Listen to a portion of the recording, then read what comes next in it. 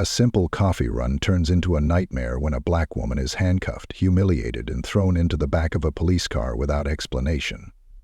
But when she makes one call, the officers realize they've just made the biggest mistake of their careers.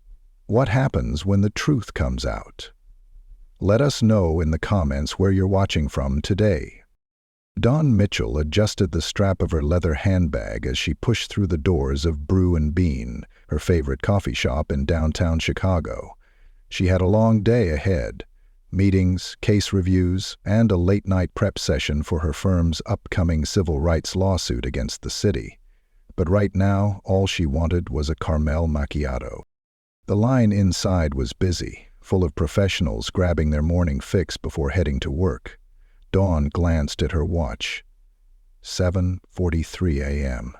If the barista moved fast, she'd be back in her car by 7:50, just in time to beat rush hour traffic. She stepped forward, her mind already flipping through her to-do list, when a sharp voice cut through the hum of the shop. "Hey, stop her!" For a moment, Dawn thought the voice wasn't meant for her, but when she turned, her breath caught. 2 uniformed officers were storming toward her, hands on their belts, expressions hard. Her heartbeat quickened. "Me?" she asked, confused. "Hands where we can see them." The taller officer, a white man with a buzz cut, barked the command loud enough for the entire cafe to go silent. Dawn frowned, instinctively raising her hands but keeping her voice steady. "What's going on?" The second officer, a stockier man with a reddish beard, grabbed her wrist roughly. "You match the description of a suspect we're looking for. You need to come with us." The words hit her like a slap.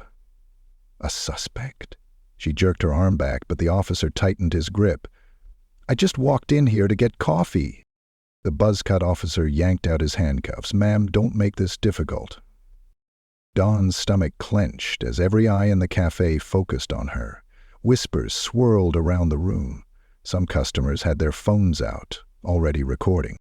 "You're making a mistake," Dawn said firmly. "I'm a lawyer. I know my rights. What's the charge?" "You fit the description of a suspect involved in a robbery this morning," the bearded officer said flatly. Dawn's brows shot up. "Robbery? Are you serious? I've been at home getting ready for work for the past 2 hours." "Ma'am," the buzz-cut officer said with exaggerated patience, "we'll figure all that out at the station." Dawn felt her pulse hammering as cold steel locked around her wrists. Her breath came short, sharp. She looked around, meeting the stares of the cafe patrons, some shocked, others avoiding eye contact, a few still recording. "Someone call my brother," she said, through clenched teeth. "Your brother can meet you downtown," the bearded officer muttered. Dawn fought back the heat rising behind her eyes. She refused to cry. Not here. Not in front of them. As they pushed her toward the door, a woman's voice cut through the silence. "This is wrong." Dawn turned her head slightly. A young black woman, no older than 20, stood near the register, her hands trembling as she held her phone. "She didn't do anything. She just got here." "Stay out of this," the officer snapped. Dawn lifted her chin. You should listen to her. But they didn't. Instead, they dragged her out into the morning air and toward a waiting squad car. Dawn clenched her fists. "Do you know who I am?" she said, her voice now ice-cold. The bearded officer scoffed. "Yeah, a suspect." Dawn shook her head, forcing herself to stay calm. "No, I'm Dawn Mitchell, and my brother is U.S. Attorney General Malcolm Mitchell." The bearded officer's smirk faltered. The buzz-cut officer hesitated. "That supposed to mean something to us?" Dawn's lips curved into a tight, humorless smile. "It means you just made the biggest mistake of your career." She watched as their faces shifted, just for a moment, from confidence to uncertainty. Dawn exhaled slowly. They had no idea what was coming. Dawn sat in the back of the police car, her hands still cuffed behind her, her wrists aching from the tightness of the metal. The squad car smelled like stale coffee and synthetic leather, but all she could focus on was the burning anger simmering in her chest. She had been here before. Not literally, but in 100 different cases, fighting for clients who had been wrongly accused, mistreated, humiliated, and now she was living the very injustice she had spent her career exposing. The bearded officer, now revealed to be Officer Daniels, glanced at her in the rearview mirror as he pulled onto the main road. "You got an attitude problem, lady. That mouth of yours won't help you." Dawn bit the inside of her cheek to keep from responding. She had spent years in courtrooms, mastering the power of restraint.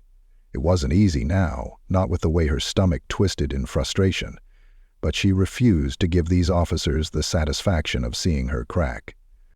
"Hope you're ready for a long day," the buzzcut officer, Officer Reynolds, muttered beside Daniels. Dawn shifted her shoulders, feeling the cold metal dig into her skin. "Oh, I'm ready, but the real question is, are you?" Reynolds snorted. "Lady, I've been on this job 15 years. I've seen all kinds of tough talk. Let me guess, you're about to throw a fancy lawsuit at us. Go ahead. Ain't the first time someone's tried." Dawn leaned forward as much as she could with her hands pinned behind her back. "You still don't get it, do you?" "Get what?" Daniels muttered. "Who my brother is," Dawn said, voice even, controlled. "And what that means for both of you." Reynolds turned slightly in his seat, a smirk playing on his lips. "Oh yeah? You think we're supposed to be scared because your brother's some government suit?"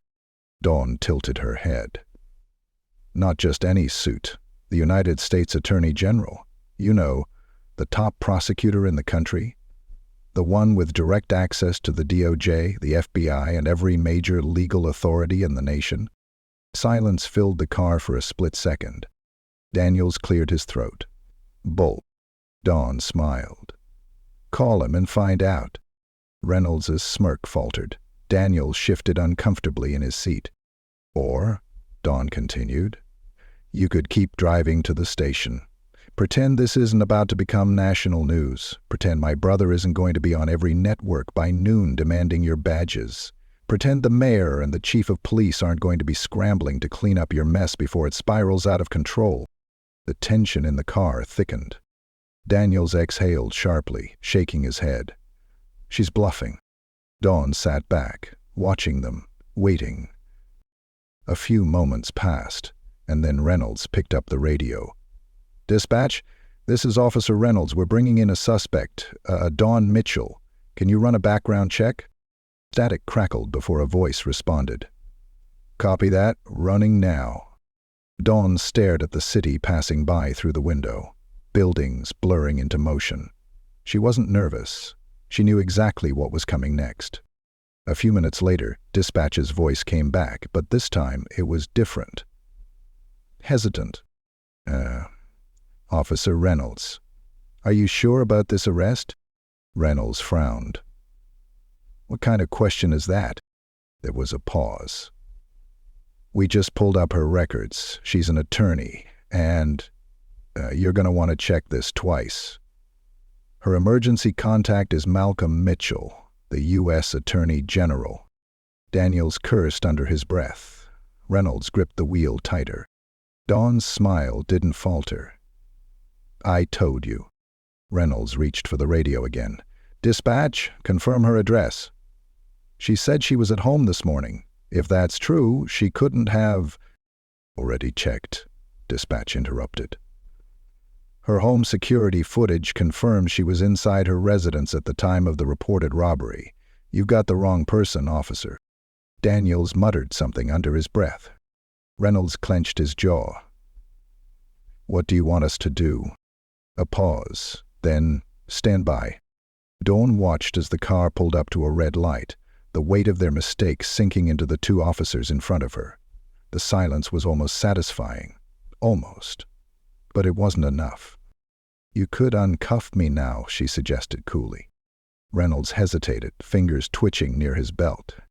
Daniels looked over at him. "What do we do, man?" Reynolds swallowed, then exhaled sharply.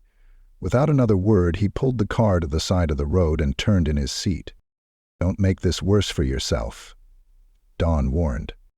Reynolds glared at her but pulled out the key, reaching back and unlocking the cuffs. As soon as they clicked open, Dawn rolled her wrists, the sharp sting of pain still fresh from how tightly they had been secured. Daniels sighed. "Look, Dawn held up a hand. "Save it." She rubbed her wrists before pulling her phone from her bag. "You've done enough already."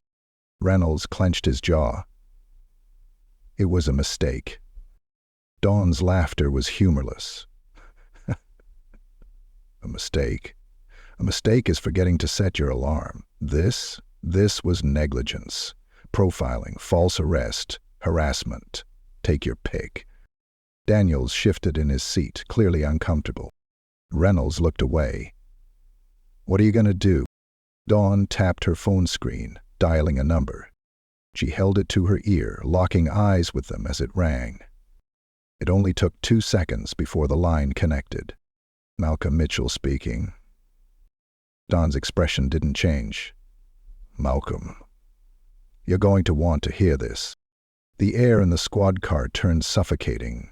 Daniels shifted again, beads of sweat forming on his temple.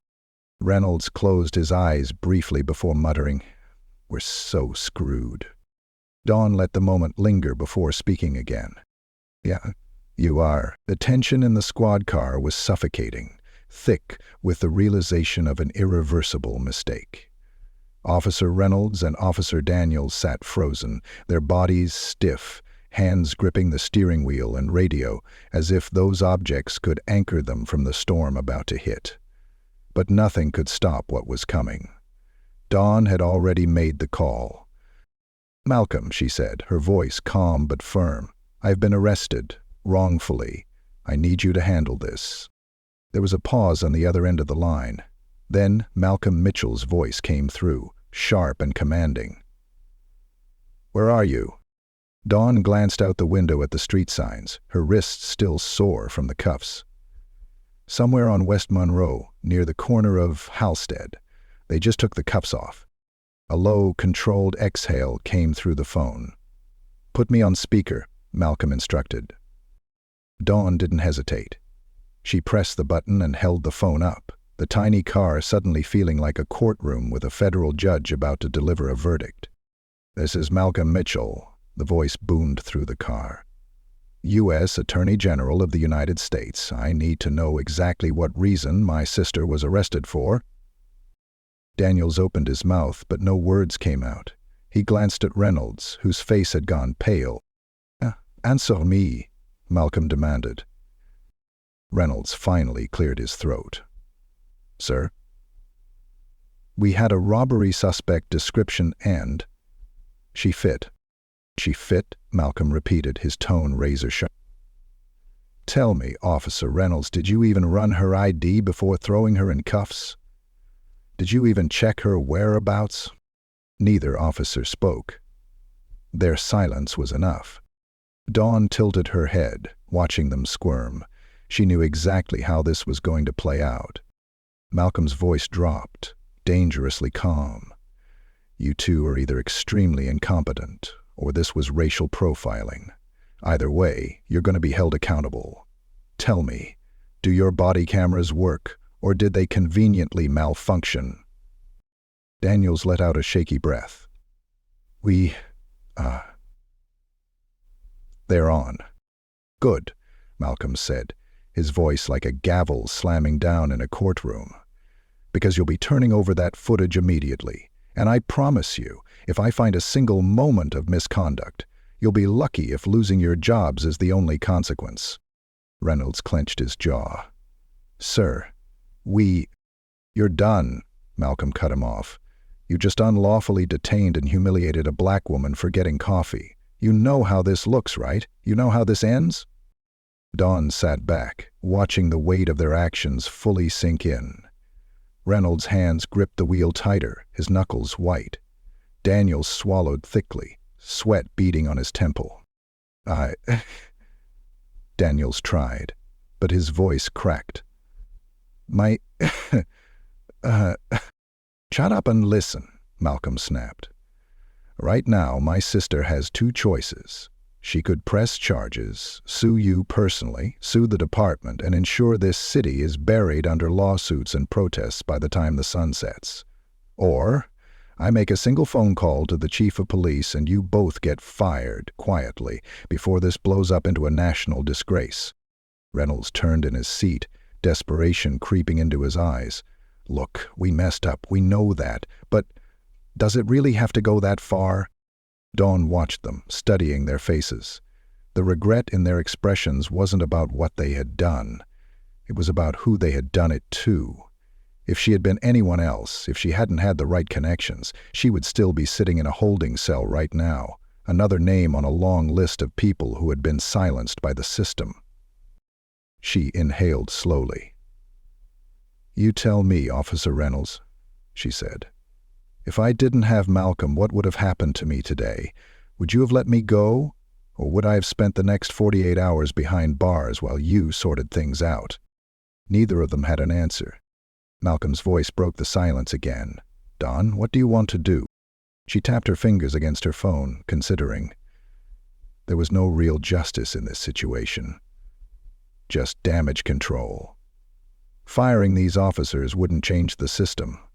Suing the department wouldn't stop this from happening again tomorrow to someone else. But exposure, public accountability, that could shake the foundation just enough. Dawn exhaled. "I want a press conference," she said, watching the officer's eyes widen. "Today, outside the precinct. I want the police chief there, I want the mayor there, and I want these two to stand beside me and publicly admit what they did." Daniels blanched. "Wait, you can't." "Oh, I can," Dawn interrupted, her voice smooth, unwavering. "And I will."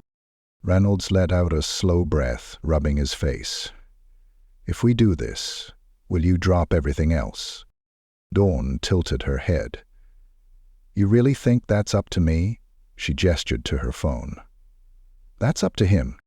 Malcolm let the moment stretch, then finally said, "If they do exactly what she asks, I'll have my office hold off on any further action. But if you try to back out? If I hear even a whisper of resistance, the full weight of the Department of Justice will come down on you so hard you won't just lose your jobs, you'll never work in law enforcement again."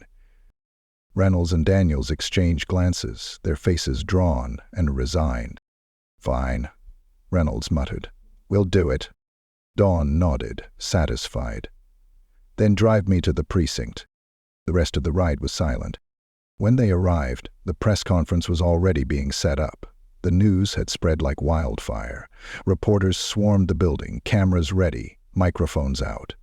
The police chief stood stiffly near the entrance, his face grim. Dawn stepped out of the car, rolling her shoulders.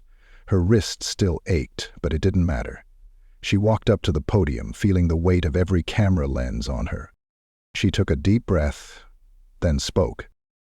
"This morning, I was wrongfully arrested," she began, her voice steady, strong.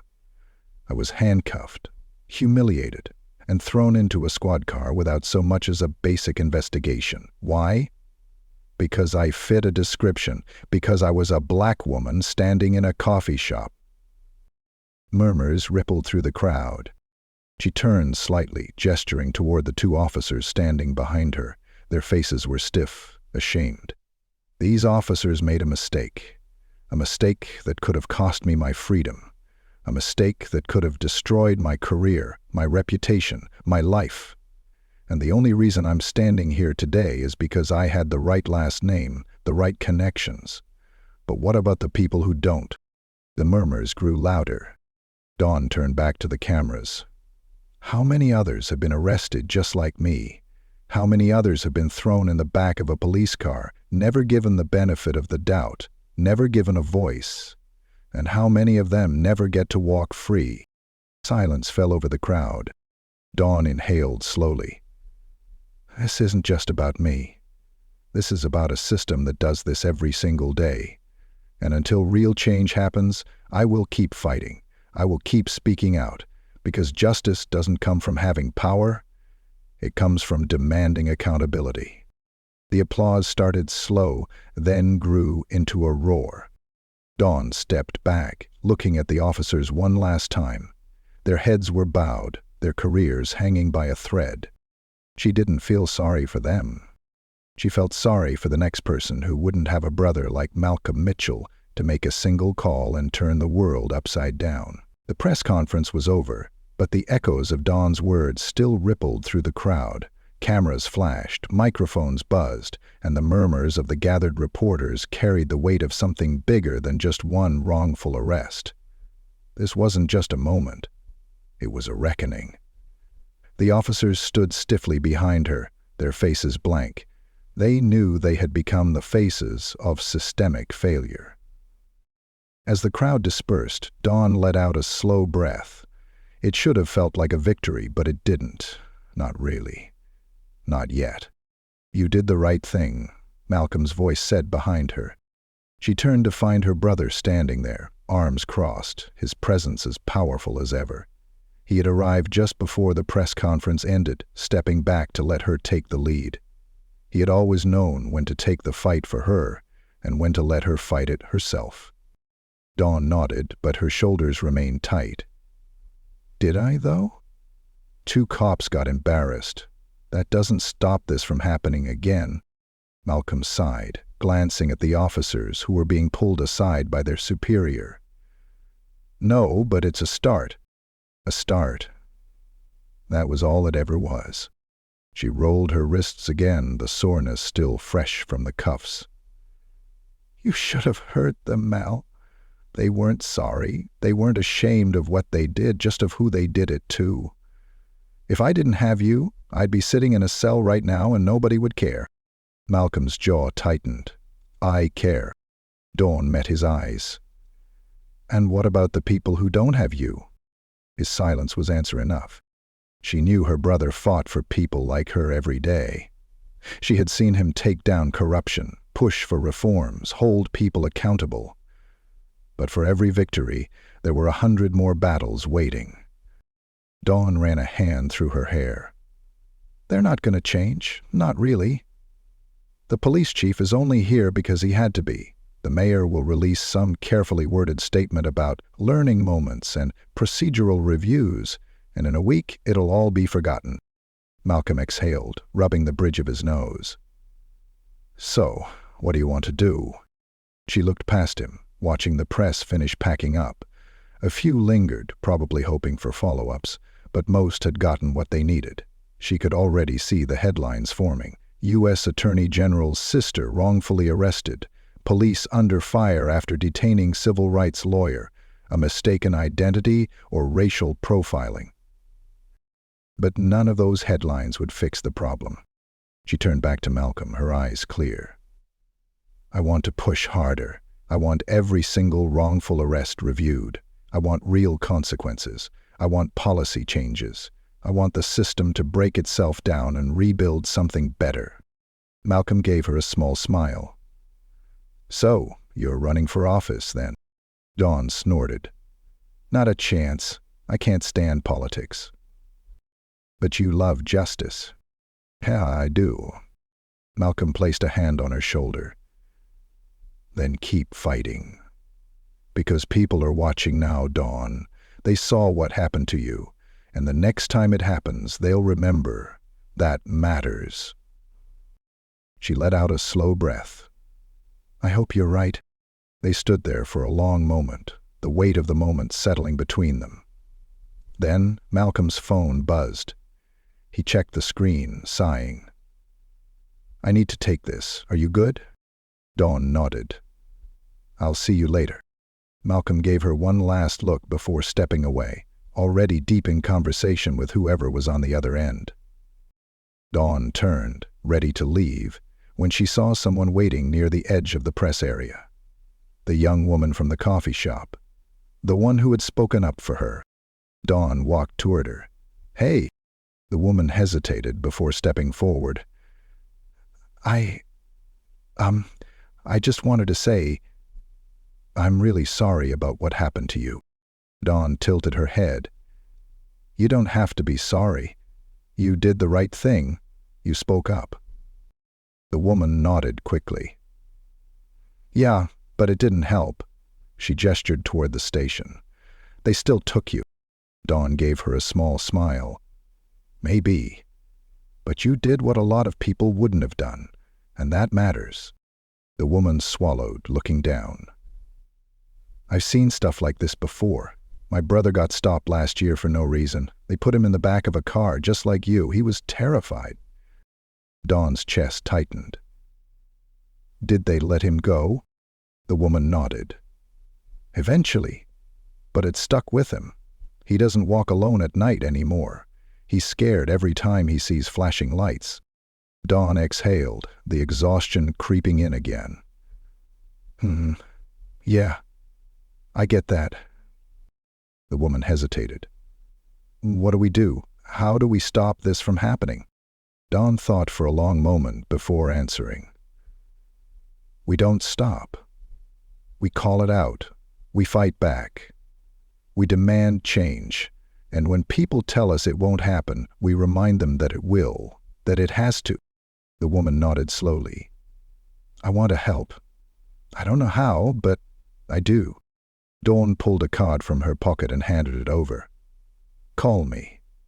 If you ever see something like this again, if you ever need someone to fight for your brother, or for anyone, call me. The woman took the card, gripping it tightly. Thank you. Dawn gave her one last nod before finally heading toward her car. The moment she slid into the driver's seat, she let out a breath she hadn't realized she was holding. She flexed her wrists, the soreness a reminder of how quickly freedom could be taken. She wouldn't forget this day. She wouldn't let the world forget it either. Dawn started the engine and pulled away from the precinct, knowing the fight wasn't over, not by a long shot. But for the first time today, she felt something close to hope.